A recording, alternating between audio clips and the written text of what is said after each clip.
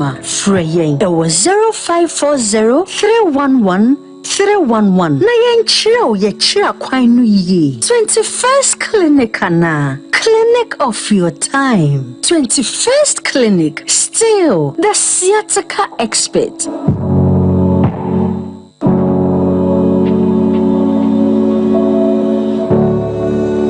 So wante unipeduasia, wante ayaresasi. Over the years, yantiasi, afei na yabehunu se, sa 21st clinic eda sonko, ewo herbal ayaresem. Ono no di kan, ema Ghana for eti. Ma yehu se, yewo yarebia, ye frano sciatica, ansonwa, oye nhwehwemu esi biaye kasia, ode ye sa sciatica nhwehwemu no, ema yebehu se, sa yawa yetifi yesisiachi fire to ase fire nema besi fom no se kobase ehututuye eyeweya na etwetwenwa na sciatica sa sciatica nimdie ya 21st clinic of abayi etumi aboa ayarefo bebre ama omotumi adiomo ho efrisa omoto asintini na etwetwe omunumu ewo mu se ayaresabia bebre enso kase omosasa sciatica yade no bi nanso se original ni wo ho a yemfa imitation emfa nyehwe 21st clinic nkoane ayaresabia ewo Ghana ha enam no kredia ewo wondwumedie munti na wotwe bia obiefo lines to ho ma yarefo ni won dinkita ho wo radio so sciatica manfo nim se 21st clinic esano danchen a ye wo yade bebre wo ho a wo radio so no yate ho adanse bebre se 21st clinic etumisa te se eye esichire yade akoma yade ulcer awo mu sensem enam yade wachika se eye wuya etutu woni so ene briwo wodwonso ntentem wo honam nyina eye wuya wotifa edwaw woni echi epopo wono fa ehihim wonai na wonsa ayetitiriti ana emoye dududu ama wontumi mpeja se eye yade nkoa ena etete wo efri wuti beka wona ase na wo pe ayaresabia edi no kredi besa yade dia eno ana 21st clinic minim anamondo do wotu efa wo yade ho eye no kre se wo do yade achini ache nanso kawa kuma to yem efri se 21st clinic eye ayaresabia otwewo na wagye wafri wo yade nsem wo Ghana ha ye won krabata no bebra ebenwo wo baby wo bia ya wa Accra tema domi kaswa takrade takwa obuase koforidua nkranza tachiman brekum goso sunyane dwaboso ene kumase ye adwuma efri dwada etikosimmenida holidays ni nano ye adwuma freyen ewo 0540 311 311 na yenchiro ye chira kwainu ye 21st clinic ana clinic of your time 21st clinic still the sciatica expert.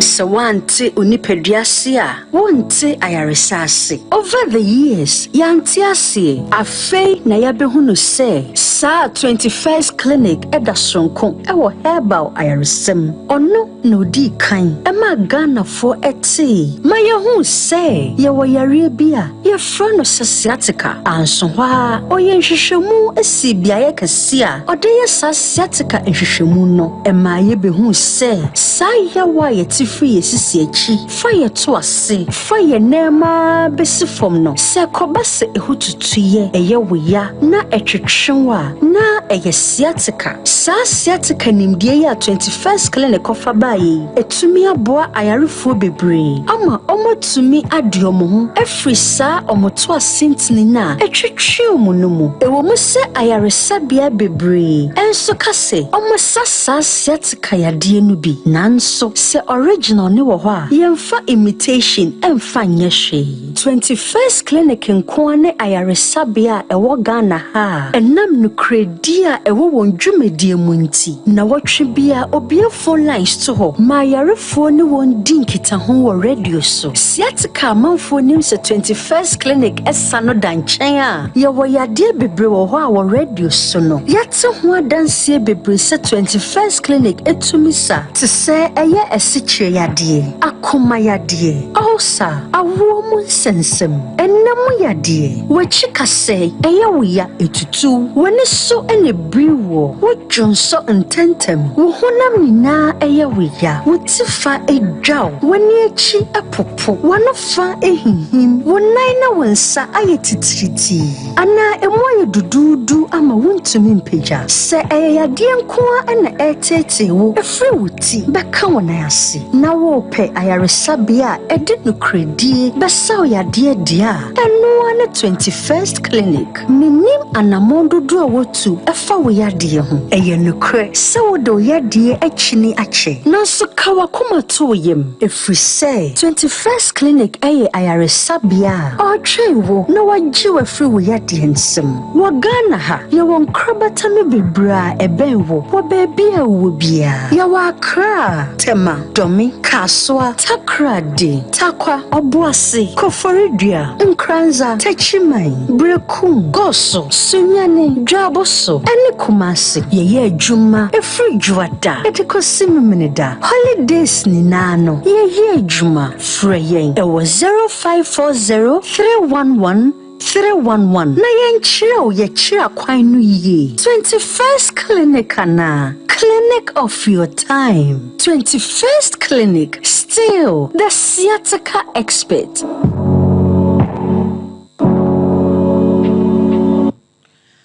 Still the sciatica expert 21st clinic ebusia yadamu nyina mo ase amamu adwo biem ene akwa ye kwasia da so no nkonya wonyankopon abo November abosome de toso aduonu enan ewo mfimpim no ene aduonu enan mu ebusia hili point dwumedie bre na aso no ene ye wo bi de mamo ye wo bi ekyerekere mu eno nti wadaro matweben wa fidie no Sompa TV anatara 1 TV afi Sompa 93.1 FM ewo Kumase Sompa 98.9 so dwumedie ni mo ewo sunyane ya bono mantamufo nyina da ene afomantamufo mo mben mu nyina esomu etie bie enkranza anasabuna po yefem ho baabi na wa wotie yen efrin kranza Sompa 90.7 Facebook dwumedie no etwa live ewo ho eye Sompa TV Ghana ana Sompa 93.1 YouTube no eye Sompa TV Sciatica Research and Treatment Center so Facebook no adaroma okwa ho a wonsa ebeka yen na wotwe etwa mu no ye ne doctor ya wono free oboase baye Dr. Hassan etwetwe enkomododo na ne nyina no ene se yapomode ho nsem no se be ya ebetimi akoso ede ama yente no wone yen ebo enkomododo efa ye sexual life ho sexual disorder ene etwetwe ho nkomene Dr. Yusuf Salifu Dr. Penye ya no so 21st clinic ehwa overseas branch no wono ena etia no ho no so etna se wa hase no ne na ye de foforo aba bedaimo na ebusia ye kanfo 21st clinic de amount ye se sciatica yade de ye expert wom expert enfan ko chinchini enko haw ho enko dada ho obabi mi enko ji usikani eno nti no wadaroma sa woto asintini no ena twetwe wo anase bia meka se wo siremu eya wo ya wanentu ho no entini na efa osisi achi wo ban bia sane saa no wutimu se dan ne da eya wo ya kofa wo namro mu ho ni nyina no nti no ebusia yesa wo de wani kiremu ewo 21st clinic ye behwe na ye tuase deku wa bra ye nsorosoro yade no e de amount na eno echi no ebi awo ho nsem aye woden wakwa awade ache awo ne ma anase fibroid nti e na akofa saa ha no aba ebusia meka se obrebo no timachi bi aba ho nti no hepatitis yade no ebi aba ho anase bia meka se bebi akodro no kura ne ye se edru bia adwa fampieto brand se edru amene mesro achia emu ye esabebo nyina de ene doctor you see for atena see obeka dodo na e na aka me de hu for ni kire mu 15 branches ye biebie e wo mama fa na nyina no na kwaji ayasa wo ho na sunwane regional hospital first gate ni hwe ni mu ho e na ye wo sanso na oboase council quarters ene miamia dodo na wonsa e beka yen for 0540 311 311 0540-311-311. Ene onyankopon ayeyadom Dr. Yusuf Salfu waje nedja ekuro traffic jam enya asam ketua kwasi adakora wase ye hotoye no so kula na minim za amanyofo no so campaign ntia o maje kwan ni nyina boso ukwa nkwa oba ema dokompa jome mo akwa ba ya na o una moti say ya me na dom boko pa ya do onyankopon me gidi sa so ho ye erade adom erade adom me ho ye ya de nyame ase ho so aye fe o shirt na fe pa yo me da asipa ye yo na so ye tesen wadaro aso ye de boko ana obi anso ho ye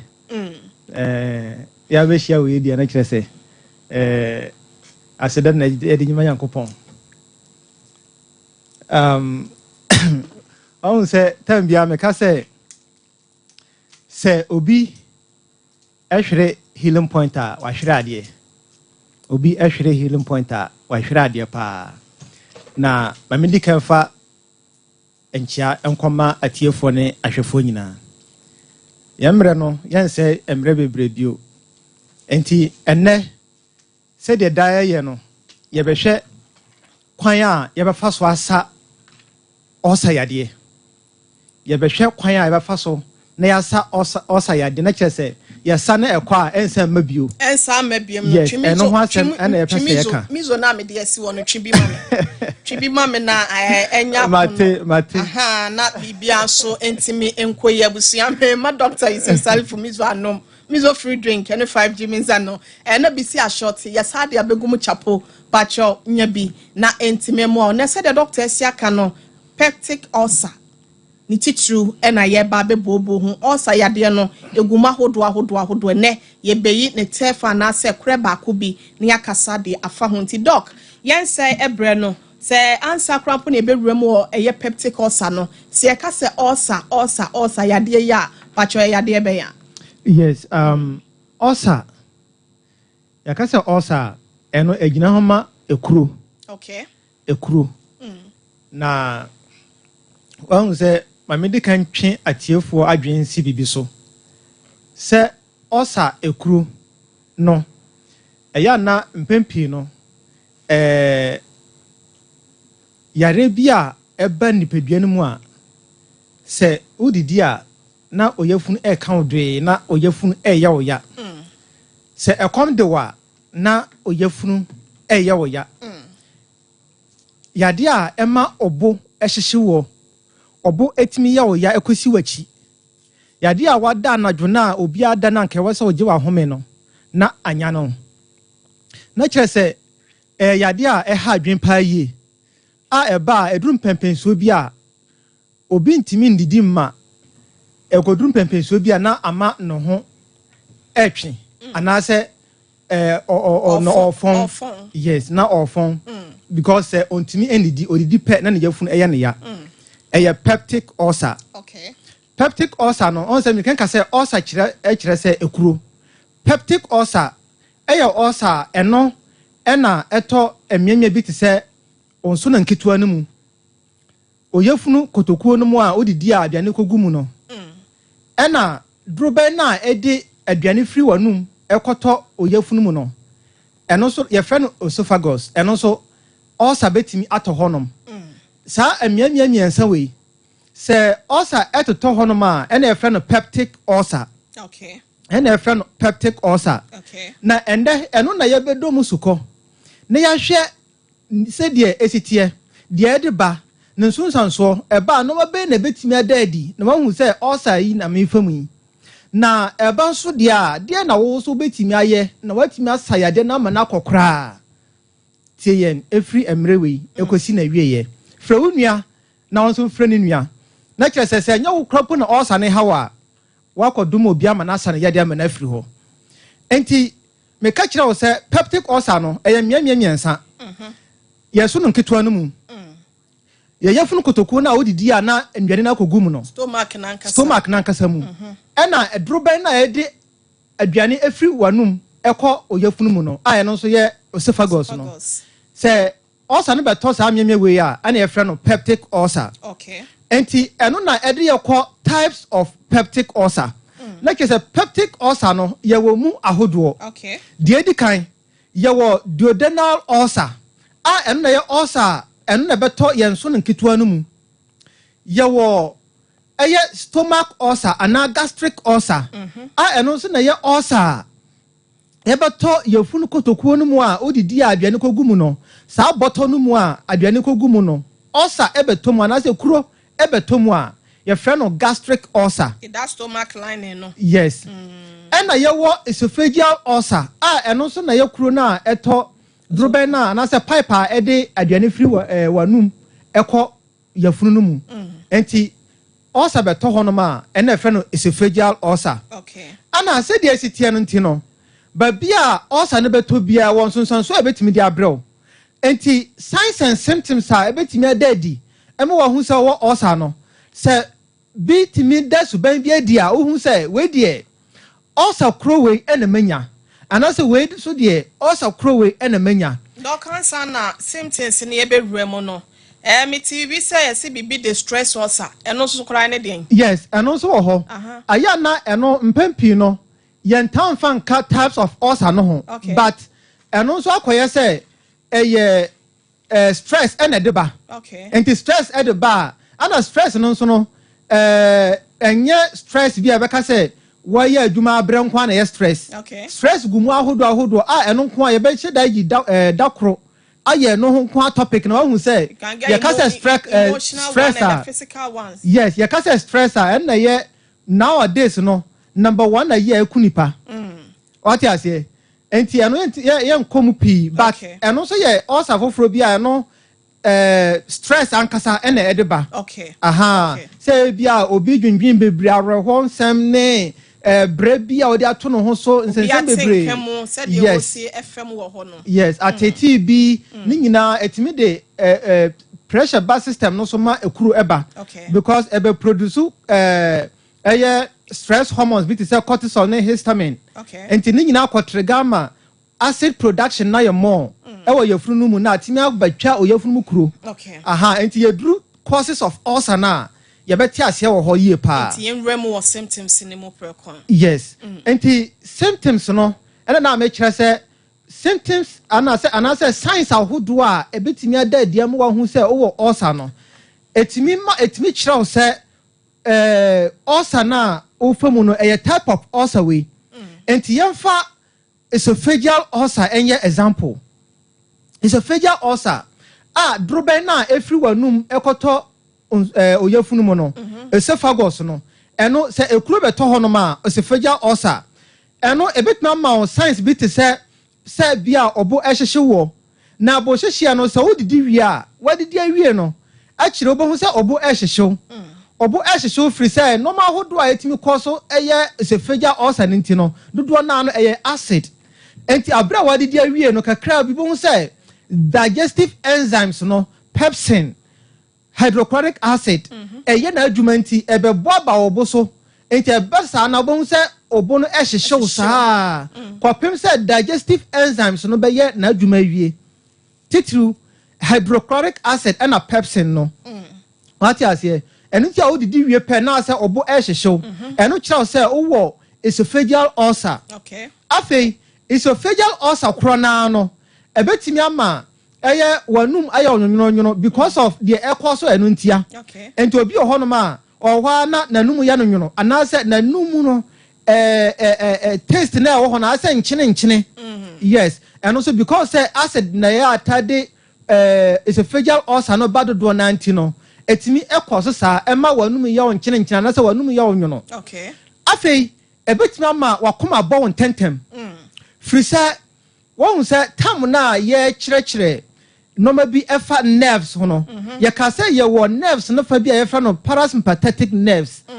eno na ye wires bi a e control nipadua no ma bi a wankasa onni tumi wo so na abra eno enye na adwuma no bewu no eno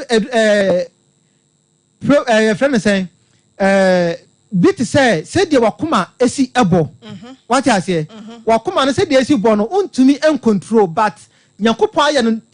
say automatic a bit per minute yes say na isima ba ko bia na wase wakuma ne bo sa na tie na automatic na nyankopon aye no untumi control enti the bit me control no eye parasympathetic nerves na meka ho asem the di ho akotene eye vagus nerve eno enam sa osophagus no mu ana se druba no mu sa eko connect wakoma esen connect oyafuru mu ankasa because ene be control digestion say the aduane besi ayam afa na se unya osa no sa na eko irritate sa vagus nerve no enti ewo ho na wakoma bon tentem wakoma betimi abo be kasa wo wakoma yade sa nso na ebetimi ama wakoma mu aya wo ya enti obi ho ha wase na koma nso na efri esophageal ulcer because I irritate sa nerves na ma ewo ho na wakoma no etimi bo sa yes ni nyina no ehiama nhwehwemu na atimi abo ama ya atimi diagnose sa problem we afei yewo sa duodenal ulcer na duodenal ulcer no wadaroma before so be called duodenal ho no say obi e bleed ana say vomit bladder your friend is sensa osophageal your friend is esophageal ulcer no ebetimi am obi nso so ebo afro no be fe na fe wutimi hu say emoja ene ade ne namu yes ebetimi ama obi bu afro no ebetimi ama nipa no so afe but one thing is esophageal ulcer no say acid reflux ena ede ba ebetimi ama obo afro no pa yie eye bile salt ena ede ba ebetimi ama obo afro no pa yie ena ebi ohono so asa abofono no gastritis ankasa anase stomach ulcer so betimi akoso chese omo dodo na omo sora no pa omo twitwi omo nsa na omo feel say omo fe dodo na no eye stomach ulcer what I say ebetimi asan ye acid reflux nso enti eno yentimi mfa ngina esophageal ulcer nko a se obi efi moja ne ade na bi won so ana na ja na emu no so nsesan ye bia bem no nsesan bia bem enti won se medical can say ye wo symptoms bia ana signs bi ho no ma eda dia obehu se we dia esophageal ulcer nko na timi de ba stomach ulcer nko na timi de ba duodenal ulcer nko na timi de ba kamebo so na ka yakọ general ones no na kire se ulcer symptoms ni nyina no na edi asi so what you say didn't say aduane ne koka me minim mintimi mene ya eno no ya na ye de ben yes eno betima ye esophageal ulcer betima san ye acid reflux one say so onya esophageal ulcer betima ma okurotwa ewo druba ni mu ana say pipe na ye de aduane ko yefunu mu no enti kurotwa na ye wo ho no ntia ma aduane ntimi nko ntimi flow papa what you say enti say ye acid reflux nso na ye de ba ebi ho krampa wo na wo feel say ase aduane particles bi show minimum eno na ma obi ho no ma otimi ebo wa onte ase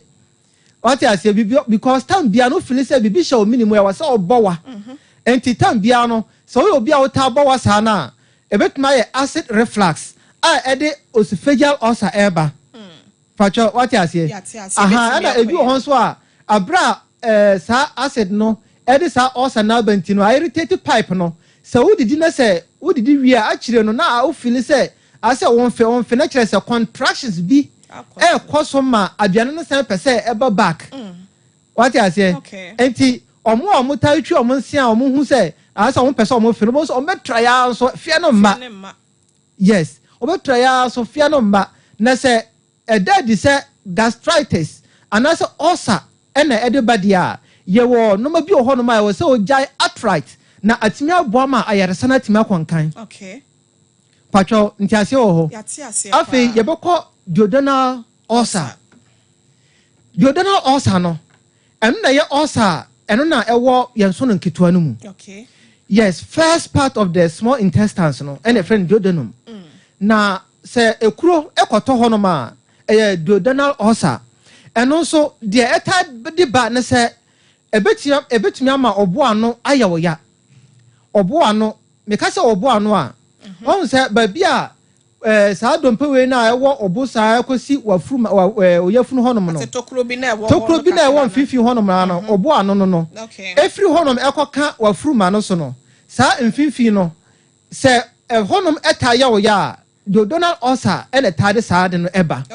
duodenal ulcer ene tade saa de no eba na sawonya duodenal ulcer no so a ebetimi ama wonfe no wonfe aya wo ya to obi ho no ma ne mfe ne side and side nyina no etumi eya ne ya ekire wo se ebi a wanya duodenal ulcer eno entamma onfe ba ko nya wo ya o onfe no onfe mienu nyina no utumi ti pains ewo ho sanso na duodenal ulcer krona no etumi ma wo te ya ewo wachi meka se wachi a won se obo ano ho pe no etumi ema ote ya ekọ no opposite wo wachi efa wo saa ekọ wachi aha ento obi ho no ma wote se numu eye ne ya numu eye ne ya omu na eye wo ya no dodo na no eye duodenal ulcer sanso na etumi ma osisi achi eba soro ho kakra no ye be fra no lower back eno so timi ya wo ya anhwe na wo de akwahye kidney yes endru wachi ni mfimfin ho papa yes endru kakra no sabepe enetie but wachi mfimfin eba soro ho so no eno so dodo na no eye ulcer krona duodenal ulcer afei duodenal ulcer krona no eno so no se eba de echiri ene ye kom makom ne yes enti anopa o sore na se wan di ntemu a etimi eya wo ya etimi ma oyefunu eya wo ya sanso na wadidi awie no 2 hours to 3 hours time obahu se o te ya obi eno so kire o se eye duodenal ulcer afei anadwo na wada na nka wasa oje wa home no etimi nya na obeye 12 1 2 3 mu ho na kire se etimi te ya obi pa ma kire se wan hwe ya o meka se emergency obi ada no na de o te ya wontimi nda saa pepe enetie enti eno so aya na duodenal ulcer no na etade saa eba pa yie aha ena se ye bano stomach ulcer no ena ye oyafunu kotokuo no mu aduane ebegum no enti eno de se ekuro ebetomu a onye didi ya odidi wie ya na wote yawo chese onye didi aduane tomu a na wote yawo na obufa so saa pepe enetie enti eno kire se wo stomach ulcer ana se gastric ulcer ana eno so krona no se de empekra na ye wadi aduane bi a acid ewom aduane bi a acid wom de odi wie pepe onye chance se wodi na anhwa obetete papa anhwa obefra na emergency case what you say eno saa fo no nyina no ense se obedidi ame so wo stomach ulcer ense se obedidi ame kese odidi me a ande wa ha condition no crampo more nti didi se painful yes so odidi sope kese yamfa no se you say normal eating times no 3 times a day anopa awia ena anwumre wo de se wo bedidi a adwane wo bechichem se de be ya every anopa kosi anadwo no na wadidi be ya nsia be ya 6 times and 5 to 6 times yes na say wo didi sope at any particular point in time na was say oyafunu eya 1/4 full na say yafunu no say de wo feel say 1 me no chichemu be ya 9 emu ba ko chichemu be ya 9 na say emu ba ko de was say emu da ho and say oyafunu eba me yes den pa yi what is say duan na siwe pa na udi kakra bi was on shada me sanso yes fasi wo yes but I was up ahoto ntia was wo yes was so di so one di so sa ya na ha dwen pa yi wan ka so bewie na tete na obekom nti no wan ka so mfili so obedidi mpo enti omo was have problem no meti ase be nka kwanka ansana ye hu sa symptoms we nyina na afei ya basa ubetimi anya symptoms bit say vomiting nausea say bia obo efono say bia obo ehyehewo say bia o fe anase wadidi wie no na ofe ni nyina ye general symptoms bia betimi akire say o ulcer but eno de yentimi mfa nkohye ade baako na mom stomach ulcer wo hoi eno etimi ma oyafunu nyina so ye den eye wo ya etimi ma oyafunu nyina eya wo ya nti eya na mpempie no entimi enkogina faako se ebe gina faako a na ewo obonkum so pe okay eno entamba onifa so se ebe gina faako a na ewo obonkum so onfe left side no nko a wati ase ana ebi wo ho so a etimi ma efan se oba obeka se ne nofo ase left wine no obon se na eye na ye mu honom hyehye no yes eno so ye wante na ebetimi di abapa yi ya de kwa chef rice asena ya ye bobọ no aha enti obi o sa kind of ulcers ni bia obo ulcer no pepepe na o tese no honom hyehye na se honom ye ne ya enti o de be hye brazier no so na ulcer ena ye ne sa no sa ulcer ya de na efiri ho na hwe sa obo brazier betimi asan ye ulcer na doc na se what you say nipa ni nim se ye ulcer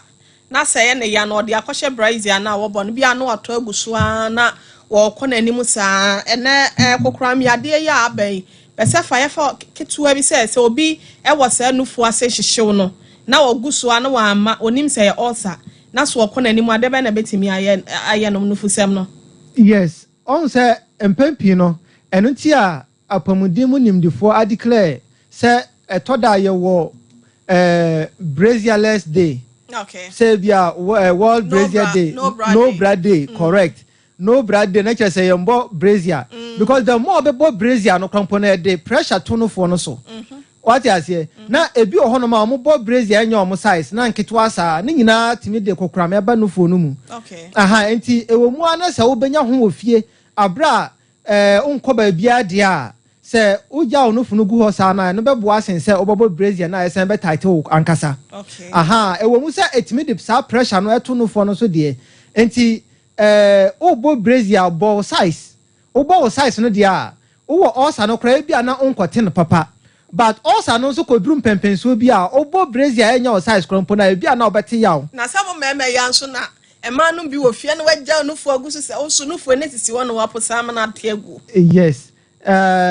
ni nyina se de sitie bia no eya na boost mema no immune system enti uja agusu sa na se ye hwe kra ye okay enti mema no no ya omunya ma no mo omunya no omunya ngu atare ni musa na enti mi mbo o ma pomuden o ko ba bia na wa dress e fie de obetuma agya gu musa na bibia ye kama that was just by the way just by the way sa pepe e boost mema mu immune system pa yi e sa ya de bebre no for no very good very good yes enti no yeah encourage sa bebre because of religious purposes but apomudin ho nsem de e was say utimi hwe brazier ni ye na entumi emboa na ye toaso a bacho say omo bod ebi wo nso so body mu ode bo nse emia no ankasa ma na mfe obedru fie no na ne ho nyina hyehye no emboa ba akokra because in the first place no pressure na ebe to honum for some time no obenya ha obehya ase ate yaw okay yes ente bedrum pempenso bi no se obokra mpo na obete yaw ntimi mbo bio ana eno so send dan chen a eye ulcer na ede be brew friend say cancer na ede be brew no eno kokram yade ede be brew no funu mu eno so say ye high risk okay what you say ente eno krampo no kire wo say ensese obebo sa brazier ni bi ena eno so krampo no embo ma blood supply na say moja ntimi flow papa ewo upper part of the body no eno so sen krampo ye another factor say one bo brazier na e chi obebe no krampo na ebetimi abo pa ye okay yes enti doctor Isif na abusia okasa na obi ani ni din wati nufuo timi boost immune system hankwa na abenya ne sanye healing point so away wo kwa kwete no wo hefa abusia Sompa TV Sunie, Tarawan TV Sunie, Sompa 93.1 FM, Sompa 98.9, and a Sompa 90.7 at the affiliate stations living so ekita dwumadie mu a ye hwe amaya pomode ho nkyerɛkyerɛ sɛ bɛ woni bɛda ho so amaya de bi ba watimi ayede etu ho anamonte na nyina na 21st clinic na aso yasena ekuku dama doctor sa oma ben ewo nimde kwan so apomde kwan so no na yayede wono ba ha no aba ba kyerɛkyerɛ nti Dr. Yusuf ehwia branch Kumasi asenom na wafra ba woni ye twetwe enkomo no doc mpacho ye nto aso a okay ye to aso dia on say ye mre nti no pese me hye bibia pese de be ye betuma wie topic no na pese ye wie yes pese ye wie okay na ye to aso a ye be hwe causes of ulcer okay causes of ulcer. In general, now say befa peptic one and na person na general one na yen kan nyina momo no. On say and then no ye share peptic ulcer. Okay. But ye ka say ulcer dia on say no e kuro. Enti dia be si wonan wanum ni wenum nyina de. Ye ka say eno ye too general. Okay. Ye ka say ye ka ho asem a ene ye 3 days kura na ye wie. Okay. Aha. Okay. Enti then ye share peptic ulcer. Ye be share normal hodo a etimi de ulcer eba. Okay. Yes. The other kind yen hwe said Yankopon SSC nipadua no mu. Yen hwe said Yankopon SSC nipadua no mu. Tam bia me ka se hwe Yankopon wa hire nipadua no ansa na o gya ye se yankobo ye bra. Okay. Kire se odi bibia to na kwa mu pe se nipadua no ba bia beto chima bia no e wa kwan nipadua na nkasa be fa so asa no ho yade. Abra ye ni ho nimde no ena ye be fa kwan bone bi so a ye ba num nduro saa na e di ha ye ho. Okay. What you say? Enti ye hwe osa anka Nyankopon aye ne se de wa hyehye nipadua no ntina edan a ye betimi anya osa na ye nya osa nso de a nipadua no fa kwan we so ye den ensiesie no ho na timi aboa makuro na timi akọ. Enti wo hwe osa ne sei na ya funu mu sei no yawo medical ka say hydrochloric acid and a pepsin. Eno ye digestive enzymes bi a ano ye den pa yie. Ya boa ma digestion etimi ekoso ana. Etimi koso. Na hydrochloric acid no ye nyina ye hwe acid. Ye nnim hwe krampo no aya ye tese ye hwe acid agu obi so ama no ho awro. Ye hwe acid egu atare so atare ntete. Ka battery acid na medie. Okay. Sa acid krona no ebi wo yafunu no mu na yafunu mu de no de ano nya den te say car battery acid no but eno so ano ya den pa yi a say e ka honam na ebetimi awro honam no because e ya highly corrosive. Okay. Ebetimi ama honam na awro what you say ento hwe yafunu no mu na ye wo hydrochloric acid no e wo ho eno na sawudidi a ebuama aduane eyam aduane na wadie no ebuama no yam ewo form bia nipadua no betimi ayeden ayusu. Okay. Na se wo nipadua no mu dia esen se ano ya den no ba bia ewo no Nyankopon aye ne se ewo se nipadua no akasa ebo no ho ban enti ede amaman asai hono ma acid no se enya no ho kwan se ekọ yafunu ngoma no mu a entumi nkọ because amaman ewo ho amaman esi no kwan. Okay. Na amaman no akoye te say gel. Se me ka say gel a me say obi abeti asa aye man bi. Aha ana esen yafunu no mu a acid no entimi enya no ho kwan enkoka yafunu no nwoma no. Okay. Enti eba no sa odidi a acid no beba pepsin ebeba na mom entimi nkoka yafunu no mu nwoma no emma no nkoma no kuro. But se koba no se enoma bi si factors ahodo bi ba na se ebia sa amaman no etimi yifri ho na acid no ekoka yafunu no woma no mpo a Nyankopon asa ya ne se epithelial cells ana cells na ewo yafunu woma no mu no ebe produce bibia ye fra no bicarbonate. Okay. Eno so no serve as buffer.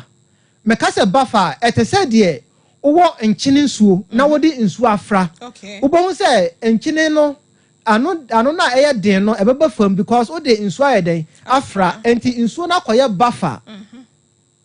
Enti se acid no enya no ho kwan se ekoka yafunu no nwoma na yafunu no nwoma no so produce bicarbonate eno so na be ye buffer eno be ma acid no na no den no ebeba fam. Pacho what you see? Enti abra wadidi na anka ewo say acid no produce bebre. Pepsin no so beba because we nam pe eye pepsin no na said ye say ebeboa ma sa nam no ayam. Eno so ba eno so anu ye den. Enti ni nyina no ebebre na se. Enti bicarbonate no so no eno so juma edi no no. Ye say wo bibia e fra no prostaglandins. Eno so na ye chemical bia eno ebeboa ma amame na produce bebre. Okay. ebeboa ma moja adi afusane ye etimi de oxygen supply moja from a pa ewom atimi de akọ oyafunu no honom na atimi supply no from a pa na atimi ye nadwuma ye hye so se moja no so entimi flow ye na yafunu no woma no so ntimi nya sa oxygen na ekuro timi beto honom a no kobedin enti Nyankopon ahyehye bibia pepepepepe na se ekoba no sa factors we nyina etimi boy yafunu no ho ban no etimi eba ebrase eba fam because of oni ye bi no ma bi a wo ye a eno so timi koma ekuro ebeto ho okay factors bi te say o lifestyle eye ensan onom ensaden okay painkillers ahodo a oye den onom hydrochloric acid no abe produce abroso pepsin na be boroso bile salts abam ana ebia no ma bia o yenti no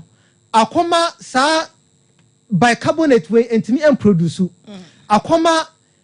acid no e produce bebre akoma moja entimi ndi afusani ye wo yefunu no mu okay ni nyina no etimi ma ekuro ebeto yefunu no mu pacho what you say enti die di kan ya say acid say acid be dose wo yefunu bebre a etimi ede ulcer eba okay yan hye no so say emre bi a etwa mu no historically na ya dwen say acid no kwa na etimi de ulcer eba but ya be hu say nhwehwemu akoso ama ya hu say eye emmowa bi te say Helicobacter pylori eno na ye emmowa bi a say ba no ulcer edimu tintimman pa na ye twa ne tiaka na H pylori H pylori okay edimu tintimman pa enti a cheke hu say dodo na omo benya ulcer no na Helicobacter pylori na say H pylori emmowa no eta akire na H pylori emmowa no se de esitie nie wa hu say acid na wo ye funu mu no apart from say eboama enduane eyam no esen eboama emmowa ketwa bia ebefa aduane mu afa wanum akoye funu mu bia na eku wo okay but H pylori no ewo suban bi ebe ye funu mu a ewo kwan ba ko so a efa so eboa no ho ama asetena na ye mre ama no ewo acid no mu abra acid no de enha no ba ko mpoda kire se ebe ye funu mu pe ebetena ho ebetima tena ho afebo because enya ba mu pepepepe e produce chemical bi a ye fra no urease urease chemical no ebebre acid na no ase na atimi aboa ma H pylori emmoa no anya babi ahye enya babi hye babi a ehye no e produce urease no so dodo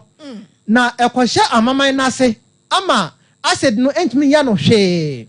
enti ehye ho na se edidi mu kakra edidi mu kakra no na urease na e produce no eno so ensai kwasai amaman na ewo yafunu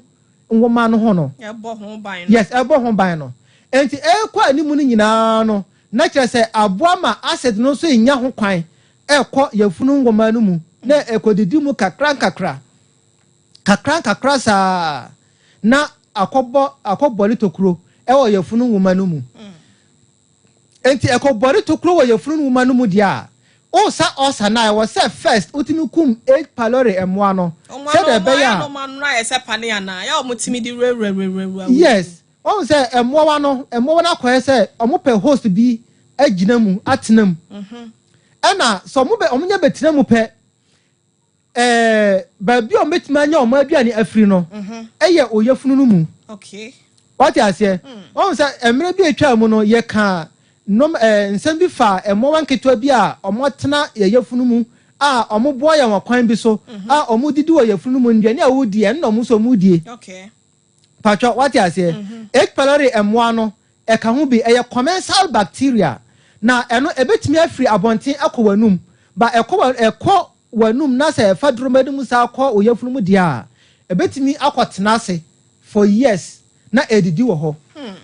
what you say okay na edidi wo ho na se obi ewo H pylori emmoa ni bia na se ofina no krompa wo so betimi afa H pylori and one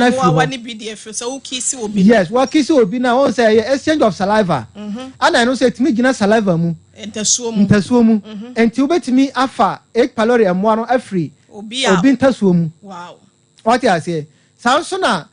quite out who do be out to me faso enya typhoid and moano. Sapa pen I'll bet me a first one H pylori and more. And no more muditi amuchana and I say, ya de cobo baku pebin and nina subeti me afa. The fact say saliva and I say intasuano and me uncle no money. Ayana nenyano be yedin kakra. Okay. What I say? By essential so say abra me chia on san ho krampo no metimi afa H pylori and more na free ho. Na media cop manum. Yes, in some way, actually, handshake na nkasa no. Wow. But my for H pylori and more because ayana ejina eko jina oyefunu mu no. Esen kwotena wajana mu nso. Okay. Aha. Enti wajana mu no ebia wako washroom. Wan ye hu yie anase after say wawe bibia no wantimi ahoro nsan hu yie papa. Na makọ shake wonsan. Metimi afa H pylori and more bia free ho. Ebia ye tonton fruit ni vegetables ahodo wo eye kwan ho no anase dwam mpo no wakoto wa hohoro hu yie wadi obetima fa H pylori ma wani bia free ho enti ekotena o mu pe eno so kwahya asese edidi mua na akobode tokuru ahodo na ede osa ebro doc na your friend is saying odi we ya ba betwam akisi abamu dia na obi nso die timi kotena na janan mu ni ade doc say ena be for kwan e fa so di mpamu agro no edoso se bia obi wo ho ayi na ancestors bia ehu ye obi da be ma no ebi wo ho anu oda ho flat no oba ne de ne ba akobutu na no ono so otwe ne be ma no eno so no oba no be ma na water fere oba ne titiriu na se wo no ekọ ne tokwan bi okra ne wo tokwan no kra mpo nyina no ebi no motafere eno so ye betimi afa so anya bia na yes obetimi afa so anya bi pa ye obetimi afa so anya bi free say eno ye emowa bi a ewa wagana mu ana ye ka say eya na ete say wakonya friends be te say escherichia coli emowa no E. coli emowa no eno so agana mu sa okay ye ka say o oba krampo no wako agana so ana say wako washroom a bia from there no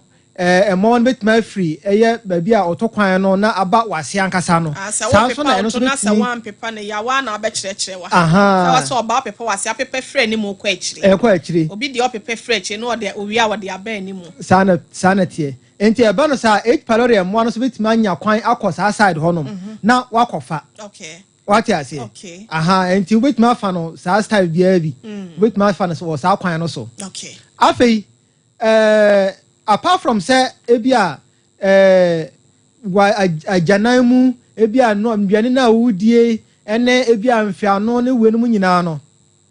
ebi ohono ma na ebi ekire se H pylori mo no krampo no ebi te onsunu mu krampo dada eno nso se enya akonya na ebetumi ayeden atimi abore onsunu mu ntokuro because say immune system no antimi ayeden and control H pylori mo wan papa okay what I say oni nipadua na nkasa asrafo soldiers na nkasa ntimi fight H pylori mo wan papa enti ama omo anya kwanya bia kyerese omutumi edore mo na acha sese esei ehonom doc how strong are they sa H pylori no H pylori mo wan ye very very strong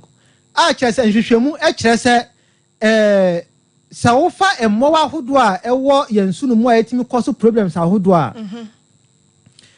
a bacteria eno ehun say ye dempa ese H pylori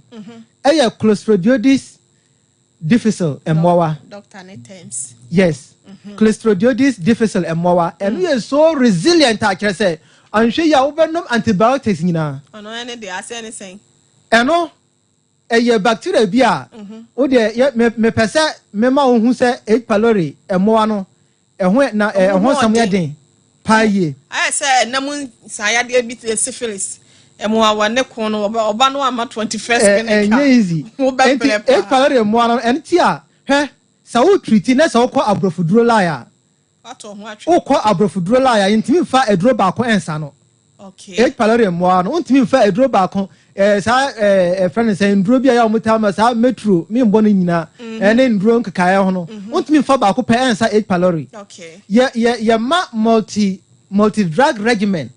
Nduro ahodo a se de be ye betuma fighting ankasa because eno say koye funu mo pepepe se de ekohye amaman na se amaman na say gel no onum antibiotics a engina ye funu mo nche eba out in tentem okay anka egina mu chakrampo anka betuma fight H pylori mo kakra okay pacho what asie enti say eya obrofuduro na onum de aka hu say ontimi mfa aduro ba ko say em fight no emba sa obenya poor eradication outcome okay pacho what asie ahenti ho asam na yedin pa yie but oba bibiduro side dia ye wondre kilo na tatahwe expect for tatahwe 21st clinic utie mi kosi awie ya ye be maw eye number 1 edura osu abra wo fie na ontimi ntu ana mo bi no wotimi di abo ho asasa ya de we dog fire wie simenum na kana won't yen fan wie courses no yen fan wie courses no pe se ye be fa yen fa course kakra ne da bi and now the best nyame ya adoma next week yen timi fa course the best next week because pe se ye wie ene ne remedy ni nyina ya to aso for everybody after H pylori emowa no yes ahun say ebi ohonoma non-steroidal anti-inflammatory drugs painkillers ahodo aye no nom painkillers ahodo aye no nom etimi de ulcer eba simple kra hwe sa onom painkillers sa painkillers me ka say painkillers sa nduro bi a ebi a otiya oya wakonom na atokakra akire na aba no wasa akonom oba bi ya oya wakonom ni nyina painkillers na painkillers ndi etienie sa onom painkiller eya na ekoma o acid na ewo yefunu no mu na e produce more okay na e produce more a nsunsanso na se ebeyi amama na afiri ho na adidi awura eye oyefunu woma no mu afei sa painkillers krona no on se sa onum ye pepepepe ekoma chemical bi afra no prostaglandins abafam sa prostaglandins no eno na buama moja etimi di afusane yie ewo yefunu woma no mu eno na boama yefunu timi bratu produce sa amama na ebo ho ban no okay na se on se prostaglandins no en na ye chemical bi ase oba ebu no san eba bebra na ma oba no ti yaw okay enti so no painkiller na ma yaw na abafam because ema prostaglandins no bafam yes so wo prostaglandins na eno eboama moja timi di afusane ye wo yefunu mu eboama oyefunu timi produce sa amama no mo but abra wanom painkiller no pepepe ekoma prostaglandins na bafam okay and to prostaglandins no bafam a e kire wo se first moja na ye di afusane wo yefunu mu na eso bete second amama na ebo ho ban wo yefunu mu na eso bete what I say third ekoma acid now produce more enti ekuro na eba no be kese what I say o free sa painkillers no honum na eya na obinum honum a mo acid production e wo high too much acid production no kire say ye wo kwan bi so a ye fa so measure acid na wo ye funu mu no tam bia no ye funu so na e wo ho no e wo say every 20 ml e kwa 100 ml ye measure na say obro sa problem ho okay ana ye wo times a acid na e produce ebi ho no ma abra undidi ye no cramp no at normal times no ye wo basal acid output said ye acid na e wo say e produce abra undidi ye dodo e wo say eba ye measure okay time a o feel say I say what aduane ho pampan why wadwen say o pese odidi I say o testi aduane ni nyina acid no produce ka ho eno so o metima ye measurement okay ana ye wo times a udidie eno acid no produce more ese time a undidie okay ana ekwo na nwumre mu ho so no acid no produce more enti abra undidie no that's the basal acid output no ye measure na say ebro ebeye 15 milli equivalent per hour eno kira say acid no measure acid no produce ebro so enti eno de ye jama nimdifo omo ye omo adwuma enti sa hwehwemu no yetimi ye na se hu se acid no produce bro so dia ye hwe kwan a acid no betimi abafam se de be ya o osa no betimi atowo ye firi honoma na ye ko genetic factors Say ye wo binom honoma ewo abusiam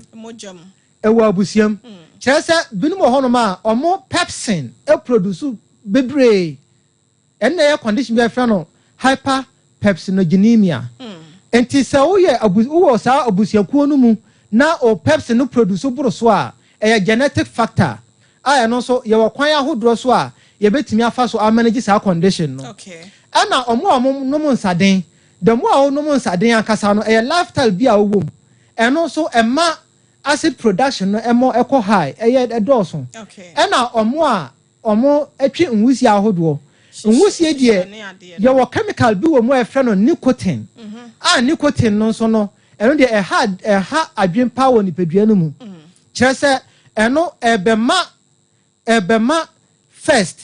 prostaglandins na be from moja ntimi ndi afosane yie ewo yafunu woma no mu second ebema mucus no ebefam anase amaman no abefam ana third nso no esebema acid production no so akọ high na eno so etimi de kuro aba yafunu no mu okay pacho what you say pa yemre no ebi wom aka be 4 minutes nti amejama wo no okay more fire wo hu more fire okay enti take 2 minutes fa kwama me fa de aka no hwe be bia be hwehwe 21st kan na de okanyina no ekopa ya asa okay enti 2 minutes no ma me fa mbo one remedy so okay na yento de aka hwe next week matias enti ye hwe kwan ya be fa so asa ulcer yade okay enti so obasa ulcer yade a first obasa ulcer yade a first hwe nnuane a wudie acid normal wo acid anka abrobe kosua milk obeja die anka abrobe kosua milk hwe me ma 2 remedies aya tatahwe first aloe vera second cayenne pepper ma bo cayenne pepper no bi si ne yem ahye no because mako na odi mako ekosa osa yade yede no beto for next week okay me chire omu aloe vera one very potent idea bia say o de say osa unsura chire ebetu ase ebe sa ma chire say kwa emba bio if all other things equal ye hwe aloe vera no ye betima anya aloe vera mfoni wo tv no so anka kama pa doc mpesa ka de aloe vera ne she next week emre na so wo hu mpesa ye hwe aloe vera ne said ensam na me bi sa afa hu no wa enso yen it wa da romatmas ne fa she next week se fasima ba ko mienu bi eboa me wo ha se nom se obi pese oba 21st clinic e be sa na nyale wa ne titu ne yade a ye ka ho asem ekuro ye to ye fro no mu ni nipadua kwa ahodo ye tete ye no ehefa na ye behumo all right maminda wase bebre 21st clinic won say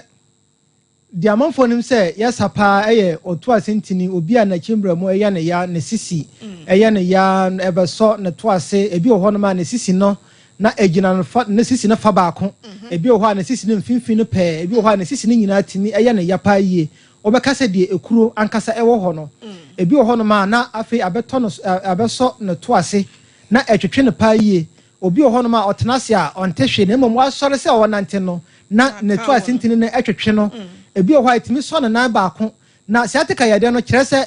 ebi ho a ebe hya ase a hya ase firi ukotodwe de nipa dodo na enim no obekasa wo kotodwe mu haw nso na siatika hya ase no ebi ho a na so kotodwe ne ba ko pe na o tete wo ho ebi ho na gina kotodwe ne mienu nyina enti aso kotodwe ne ba ko no ebi ho na traba osiremu ebi a onantu ebi a na afi abeso osisi no fa ba ko ne nyina na siatika yade no na eden ebo wonka ye okay ebi ho no ma watena sia cha o sore nantena no bo nsa onan agene otimi nantia na onan etitiriti onan ho timi hyehyewa beka se de mako asra okoda onda na kire se ebi ho na ma onan etitiriti kire se panen kitinkiti bi wo na ase siatika yade we Ghana afana nyina Africa nyina no the expert on one awo eho akade eho nimde kire se eho fidi a yetimi ede sayade we no 21st clinic na enye no nko ana yesa ewo yaso eye efri uti ekopem na ase no obi oha wadi tipaya chini abre obi oha kire se yefunu yade odi achini abre Johnson tentem wa Johnson tentem sama no ankasa wa pa ba okoda na jwa untimi nda because of Johnson nti or prostate problem awo ho sensem hwe se wawade na awo no emba 21st clinic be kire se ye expert ankasa e wo abibiduro mu sanso na ebia na ode ne ye infections ebia na nso fita bi gu wo ebia na pampan nso fita na ba no nso pampan sen wom pampan di akire one be machia pampan ko ani nyina no ye betimi aboa wo sa kwan no so ye se typhoid ne yare ahodo bebra ye mo so no emre nti no ode abra oji abibiduro etum oji abibiduro edi nko ade 21st clinic no ebe your last stop and am so ma ya to yan krobata na petiga na fa na nyina akra ye wodome ode ofa ka se wo dome market obesi wo dome market heavy do choba e wo dome market osi wo hono ma bi se wo pe 21st clinic o mechiro anase uko dome ecobank uko ecobank na mfutukwan bi da ecobank na nchen o fa mfutukwan no sa eko wa hye kakra obehu 21st clinic ewo obonkum so sa nso na o de kwa kaswa new market road ECG office na ewo ho no nhwe ni mu pe e na yewo tema community 1 Roma sorry da na chi kumase yewo ehwa overseas obetuma afaka wo tech sofo line so amrana about kagetia ba bia obefa ehwa ka bia no ka se obesi wo ehwa overseas 21st clinic omesi wo yanim ho pe sanso na goso no yewo goso abotan so success fm anim ho techman yewo agenkwa fm nchen ho no ma eye sunyane no yewo teaching hospital ankane regional hospital no ne hwa anim pe ena obehu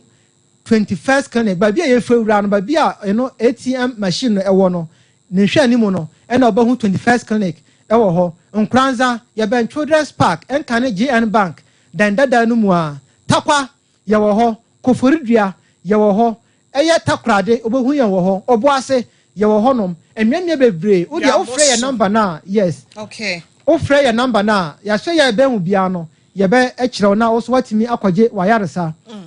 Shalom so say next week you pick a course. Emre say ya no wanya emre no what healing point. Okay. Your number no is 0540 0540 311 311 0540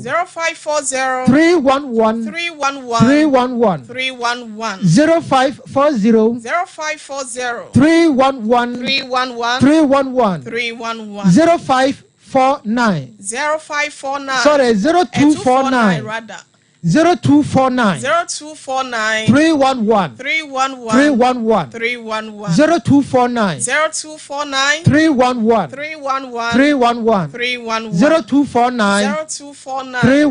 0249 311 Shannon so say ochana sharp okay na ya sha adwuma ase Yada say Dr. Yusuf Salfu Dr. Penyeya 21st clinic here overseas Safa Radio nche Kumasiya otia anono onimude ma yenna no aso no ene den church by patcho mo first studio lines no quite unfortunately yentimi peke course ne nyame ya adomo adase ne be nemom numbers ne dia to 0540311311 no Fred nefa faso na say 0249 311 na doctor enemo enkasa abusia yes sorry adwaso ye na manager Daniel say manager for Dr. Brother Foster munyina yedam wase ena Azuka ene Ransford Kevin munyina so yedam wase papa ye kobegesi sempremo bema so ene hwe Sompa TV MC ahode ma yeta 1 TV MC afo nyina so yedam wase abusia me did wo hene ire ma me ekua yeboa esiama bronya today is my birthday. Me wish my beautiful soul a happy birthday. Radon koswo nhra me na oma menyicha ahoden enso ewomo oma me mpagya ne nkanko no tutu mana monso NCA emfa emma me. I love myself so much. Look, na me ya domada sene yebehia. Correct. Yo, baba. I mean, now because some panel me pray president so mu na jombe bo mi chide. Yeah, sorry na Victory Charismatic Chapel International. This is just a little thing in the sight of the Lord. The efa when you so bia wa bla bom na fa woni ehwa ebo wo no. Reverend Apostle Frank Osene ne dom ne betena se. Na won ma di yanim nyamesem kemo wi a ya dem paibo ata so nkonua biara no ebebubu de afri ekomo na wotwe ken na ya hyase ekosise no nkono ebebo yakra mu nyina da se ne ebe